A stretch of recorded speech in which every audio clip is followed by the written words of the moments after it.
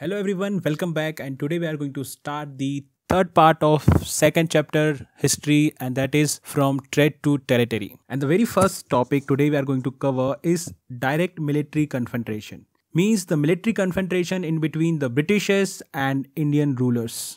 So we have many examples, but first of all we are going to learn about South Indian state Mysore. So Mysore was a very powerful kingdom under the leadership of Hyder Ali and his son Tipu Sultan. So what was the problem? Actually, Mysore controlled the profitable trade of the Malabar coast, and from the same territory company purchased paper and cardamom. So in 1785, Tipu Sultan stopped the export of sandalwood, paper and cardamom through the port of his kingdom. And at the same time, he disallowed local merchants from his territory and tell them not to do any kind of trade with British company. Tipu Sultan also established a very close friendship with French, and due to this friendship, they modernized the army of Tipu Sultan. And just because of all these incidents, now British were very furious. They got very angry and they saw Hyder Ali and Tipu Sultan as ambitious, arrogant and dangerous. और उनके according ऐसे rulers को या तो control करना है या फिर क्रश्ड करना है. और यहीं से शुरू होती है कहानी फोर एंग्लो मैसूर वॉर की from 1767 to 1799. But unfortunately in the last battle of Srirangapatna Tipu Sultan died and British replace Wodeyars dynasty in place of Tipu Sultan. So this is the story how British control Mysore. So now let's talk about the second confrontation, and that was with the Marathas. Marathas were very powerful, but after the battle of Panipat, when they defeated, they were divided into many states like Sindhia, Holkar, Gaikwad, Bhosle, and these all chiefs worked together under the alliances or confederacy under a Peshwa. So basically Peshwa was a military or administrative head of all these Marathas. Now let's talk about the confrontation.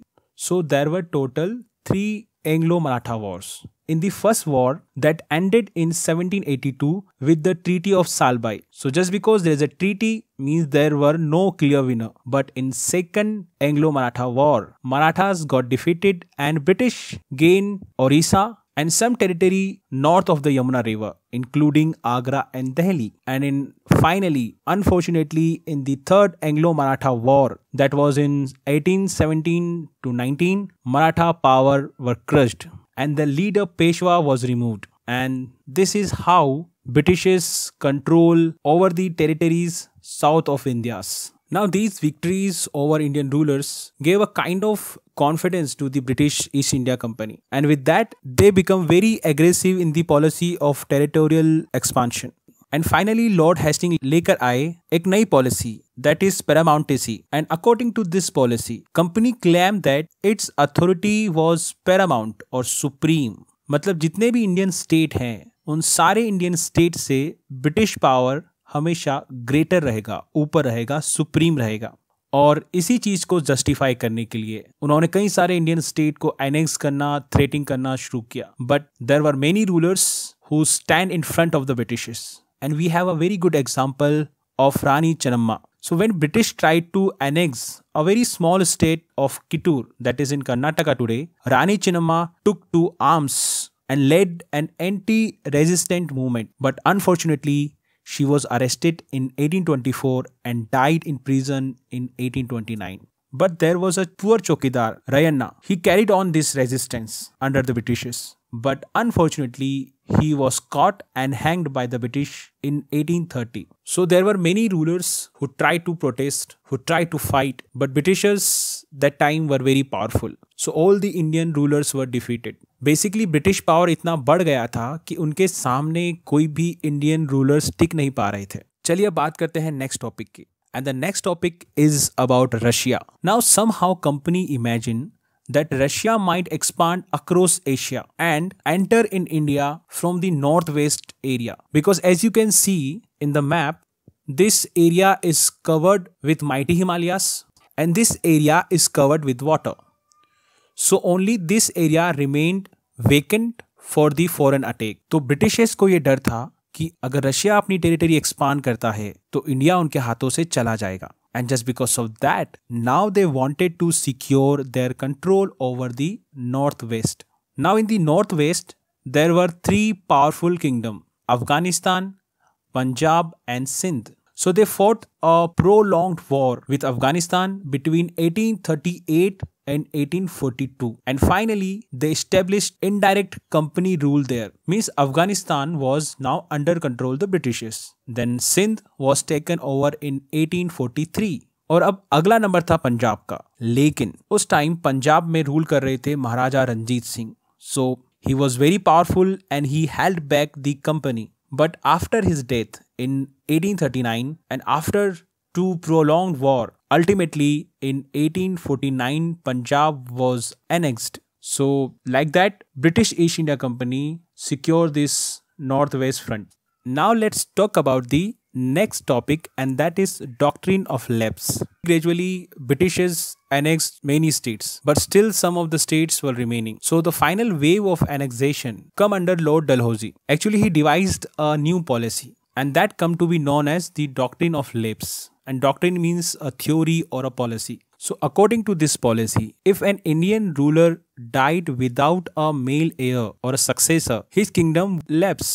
Means if a king does not have a son or a capable son, his kingdom automatically will become the part of British territory, and one kingdom after another. There were so many states annexed by Britishers: Satara, Sambalpur, Udaipur, Nagpur and Jhansi. And you know the example of Jhansi. Actually Jhansi was not easy to annex. Queen of Jhansi protested, fought a battle with Britishers, but unfortunately defeated, and Jhansi also annexed in 1845. So these were the story how East India Company got control over a large territory of our country, state by state.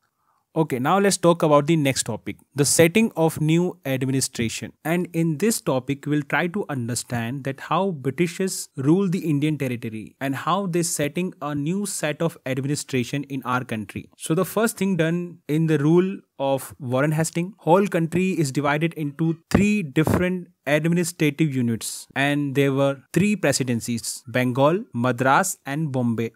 Each was ruled by a governor, and the supreme head of this all administration was the governor general. Means her presidency के लिए एक governor, और इन सारी presidency का एक supreme head था, और वो था governor general. So Warren Hasting was the first governor general of India.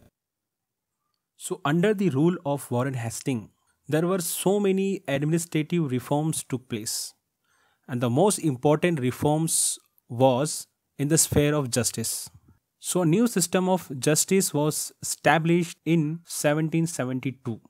Now according to this system, each district was to have two courts, a criminal court and a civil court. Now let's talk about the criminal court. Now in criminal court, European district collectors function as a judge, and Indian Maulvis and Hindu Pandit help them to understand Indian laws. And on the other hand, if we talk about the civil courts, they were still under the Qazi and Mufti, but supervised by the collector. Now what is the meaning of Qazi and Mufti? So Qazi means a judge and Mufti means a jurist, means a person who expound or explain the judgment or the law which was given by the Qazi. So one basic thing we have to understand here, that justice was done according to the religions, but there was a problem. There were so many Brahmins and Pandits over there that time, and all these Brahmin and Pandit gave different interpretation of local laws based on different school of Dharma Shastra. So to bring the uniformity, in 1775, 11 Pandits were asked to compile a digest of Hindu law. So finally a digest or a book of Hindu law was prepared. And the same thing happened with Muslim law.